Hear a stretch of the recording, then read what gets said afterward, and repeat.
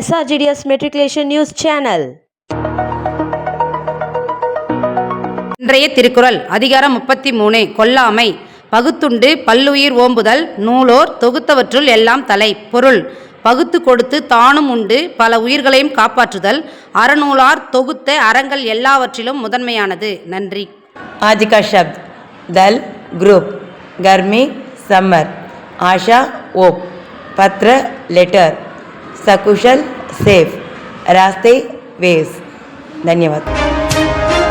வணக்கம். இன்றைய முக்கிய செய்திகள் வாசிப்பது SRGDS மெட்ரிகுலேஷன் பள்ளி மாணவி கே சத்யா.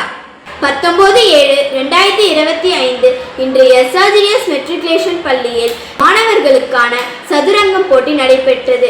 இதில் சிறப்பு விருந்தினராக திரு J Ramajayam BA, ex secretary of Tiruvannamalai district chess association, Thiruvalluvar university champion 2012 chess player and chess coach அவர்கள் கலந்து கொண்டார்.